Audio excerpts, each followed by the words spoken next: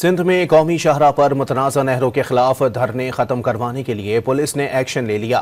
خیرپور میں پولیس پر مشتعل مظاہرین نے پتھراؤ کیا اور لاٹھیوں اور ڈنڈوں سے حملہ کر کے پولیس موبائل تباہ کر دی۔ پولیس نے 2 مظاہرین کو گرفتار کر لیا ہے۔ کنڈ کوٹ میں پولیس نے رات گئے شیلنگ کر کے دھرنا مظاہرین کو ہٹا دیا۔ مورو میں مظاہرین نے قومی شاہراہ بند کر دی۔ خیرپور، کنڈ کوٹ، گھوٹکی، نوشہر و فیروز سمیت دیگر مقامات پر متنازع نہروں کے خلاف دھرنے جاری ہیں۔ متنازع نہروں کے خلاف سندھ میں مختلف شہروں میں دھرنوں اور مظاہروں کے باعث بند قومی شاہراہ کھلوانے کے لیے پولیس کا ایکشن۔ خیرپور کی تحصیل فیض گنج میں پولیس اور مظاہرین کے درمیان جھڑپیں ہوئیں۔ فیض گنج میں وکلا اور قوم پرستوں کے دھرنے کے باعث بند قومی شاہراہ کھلوانے کے لیے پولیس پہنچی تو مظاہرین نے شدید پتھراؤ کیا۔ پولیس نے مظاہرین کو منتشر کرنے کے لیے لاٹھی چارج اور ہوائی فائرنگ کی۔ مشتعل مظاہرین لاٹھیاں اور ڈنڈے لے کر پولیس موبائل پر ٹوٹ پڑے اور اسے تباہ کر ڈالا۔ پولیس نے 2 مظاہرین کو حراست میں لے لیا۔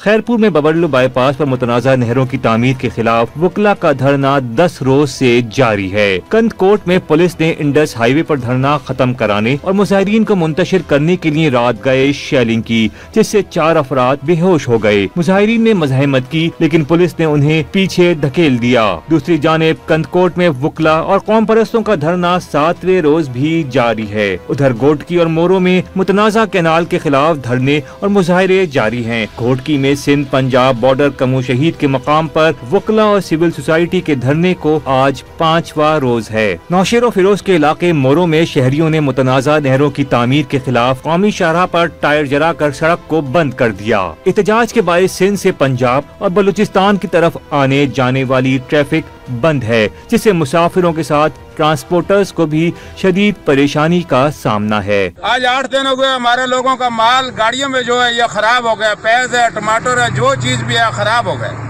لہذا برائے مہربانی کر کے ان لوگوں کا کوئی مسئلہ حل کرو، ہمارے ٹرانسپورٹر کا اس میں کیا قصور ہے؟ ٹرانسپورٹرز اور ڈرائیوروں نے گاڑیوں میں موجود سامان خراب ہونے پر احتجاج کیا اور شاہراہیں کھولنے کا مطالبہ کیا۔